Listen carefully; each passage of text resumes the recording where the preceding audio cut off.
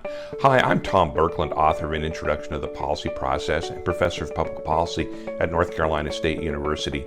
I hope you enjoy the book, and I hope you find these videos useful.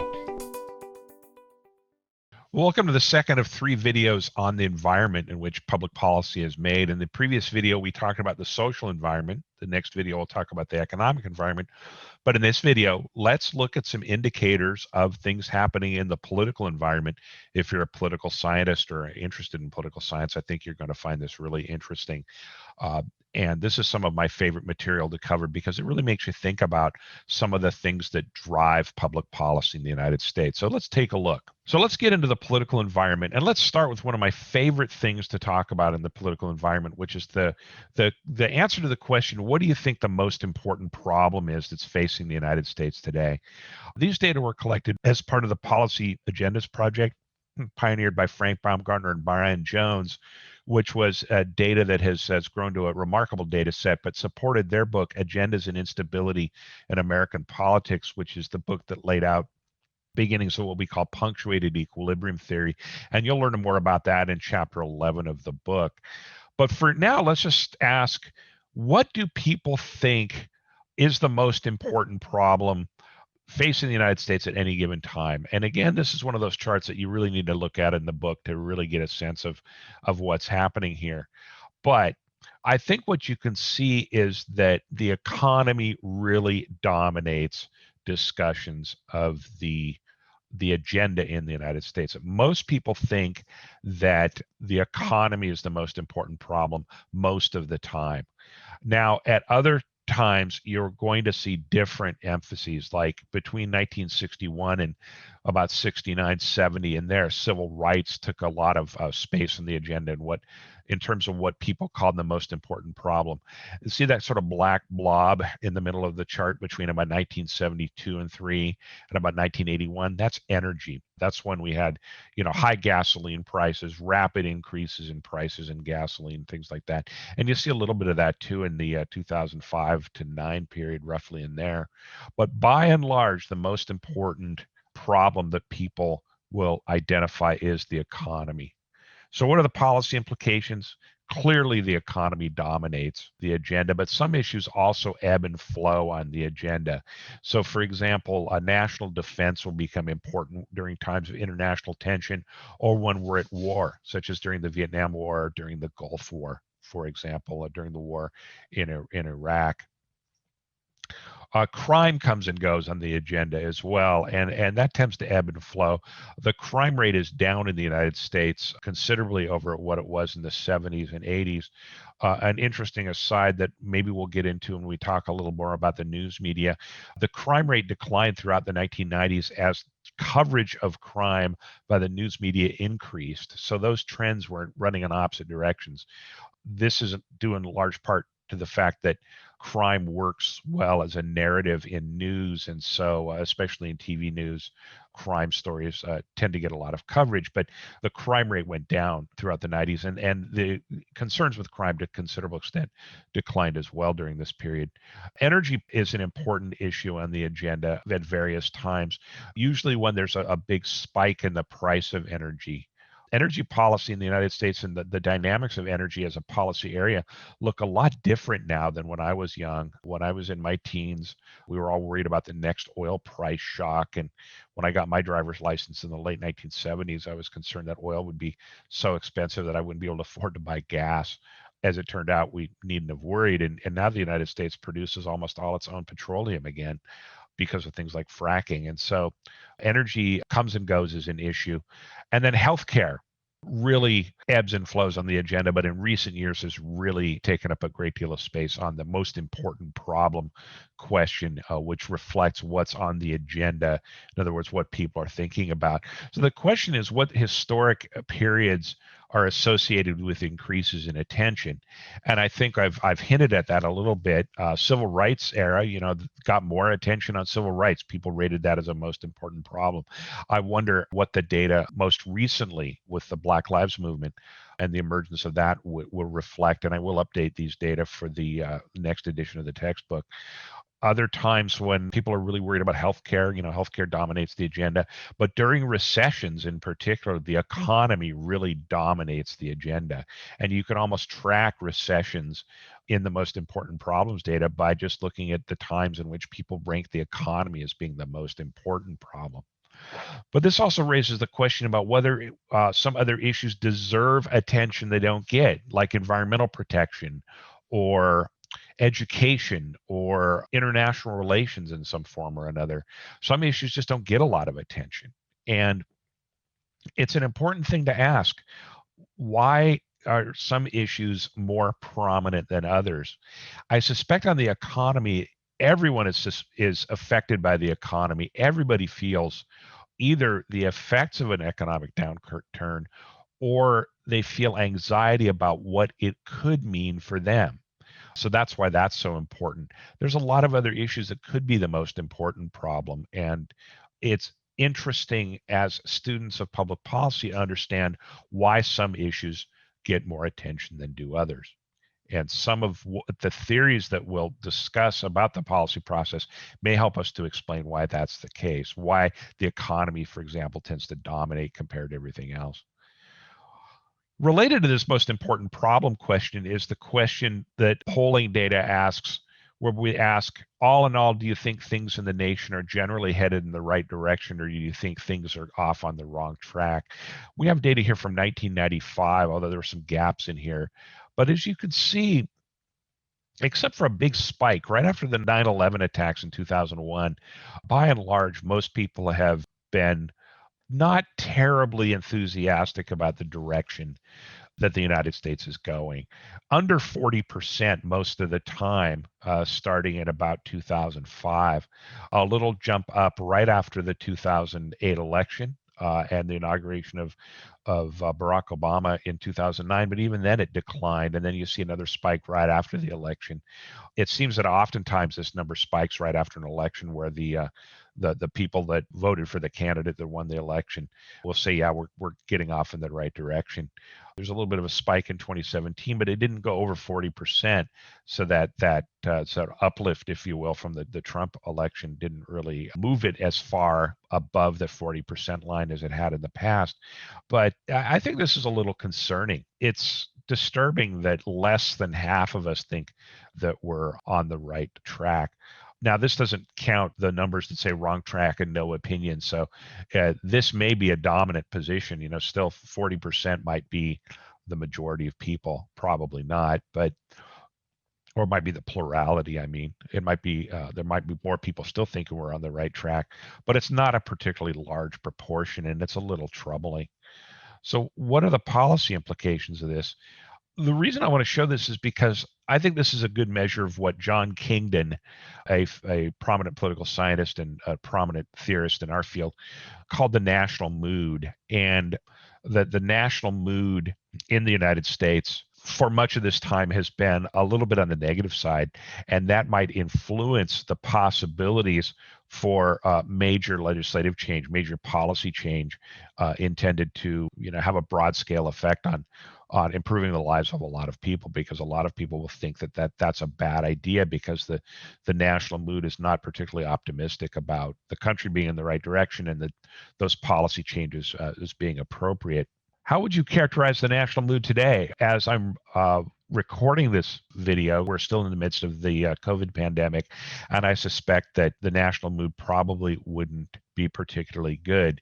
What I would suggest you do is Google the right track question, see what you can find, see what today's numbers are on the right track, wrong track question, and see if you agree with that. See if you agree with it, not just because of the way you think the country's going, but see if you think it makes sense in terms of the problems that the country's facing right now. I think it's true. It's fair to say that many people are alienated from politics, and we'll get into voting turnout soon. But the last election, which is to say the 2020 presidential election, had a very high turnout rate. I haven't seen the final numbers, and I will update them for the textbook, but the turnout numbers were quite high. And that means that there is some level of engagement with politics, although one wonders whether that engagement is enthusiasm about politics. In other words, are people enthusiastic about their particular candidate, or are they voting against someone? There's a lot of polling data to suggest that people said, I'm not as much voting for Joe Biden as I am voting against Donald Trump, or I'm not voting for Trump as much as I'm voting against Joe Biden. Right? It ran both ways. So you had pretty significant mobilization of voters on both sides of the election. So people did re-engage, but the question is, what are their motivations and whether people still find politics kind of alienating. And that relates to this next question, and where's the next issue, which is many people disapprove of our public institutions as they exist today. The approval ratings of the legislative and executive branch tend to mirror each other, and they're not particularly good. And that's a problem because I think people have some disapproval of the very institutions on which our constitutional order rests. Um, Presidential approval usually declines over the course of a presidential administration, which means that there are shifts in time during a presidency and the relative influence of the executive branch versus the legislative branch. And we'll take a look at some of those data in the next set of slides. First, let's look at the voter turnout rate. This is a chart showing both midterm election turnout and presidential election turnout. And as you can see, presidential election turnout hovers around in just under 60% in most elections. I'd venture a guess that we're probably into the low to mid 60s in 2020. I'd want to take a look at that. But look what happened in the 2018 midterm elections, where voter turnout hit 50% for the first time since about 1908. There were a lot of people that were very motivated to vote in the 2018 elections. And I think it's fair to say to some extent that that election was a referendum on Donald Trump. And so a lot of people mobilized, came out and voted, against Donald Trump and against the Republican Party, which was reflected in the change in the composition of the House of Representatives. I should note that the Democratic Party underperformed in 2020. They did far worse than anybody suspected they would in terms of picking up seats in Congress then. And it'll be interesting to correlate that with not only the number of people who turned out to vote, but the nature of the electorate itself, who showed up. The next thing I want to show is average presidential approval ratings from Harry Truman to Donald Trump. And these data only run through about early 2018. The way to read this chart is that the band shows the highest approval rating, the lowest approval rating across all the surveys that were taken, and then the dot in the middle is the average approval rating. This is actually like a stock chart where you show high, low, close price of a start. And I've adapted this to showing presidential approval ratings, which I think is a really interesting measure because you can see the wide swings or the narrow swings in presidential approval. For example, Harry Truman was at one point had an approval rating of just over 20%. At another point was just under 90. Now, this is in the infancy of this question in terms of public opinion polling, so I'm not sure I put too much stock in that. But look at some of the later presidents where you had a huge swing. And for example, George H.W. Bush's popularity, which was near 90% right after the first Gulf War. When Iraq invaded Kuwait, the United States led a coalition to drive them out of Kuwait. It was seen as a good thing to do by a lot of people. And Bush had considerable public approval. A very similar trend with George W. Bush, where his approval right after the 9/11 attacks was very high. But by the end of his administration, much like the end of the George H.W. Bush administration, approval rating was relatively low. What's really interesting about these data is that Donald Trump's approval rating moved in a very narrow band and rarely got over 50%. I'm not sure that it ever did. These data that suggest it didn't. I've seen some other data that put it right after his election at about 48, 49%. But at any rate, Donald Trump's average approval rating over this time is the lowest among all these presidents. And the range of opinion was pretty locked in. And this may help explain why his legislative achievements perhaps weren't as great as other presidents, because he didn't have a broad base of support. He never had broad approval on the part of the American people. I should note that his approval rating went up quite a bit at the beginning of the coronavirus pandemic when he made a national speech saying that we were going to do something about it, but then it dropped off pretty quickly because the promises made in that speech weren't really followed up on. Finally, I want to talk about presidential and congressional approval. In other words, we ask people, do you approve of the Congress, the job the president and the Congress are doing? And what I find really interesting about this is that people tend to have higher approval of the president than they do of Congress. Only one time in this data does congressional approval exceed that of the president, and that is in 1974, which was right around the time that Nixon was about to be impeached but resigned before it happened. And ever since then, presidential approval has gone up and down. And I think you can see an up and down sort of cycle with elections and things like that. Congressional approval and presidential approval were both pretty high in the 1990s. Economic growth was high. The United States had sort of won the Cold War, but then it starts to decline again, picks back up after some interventions in the economy after the 2008 economic crisis. But presidential approval stays relatively high, but congressional approval stays fairly low.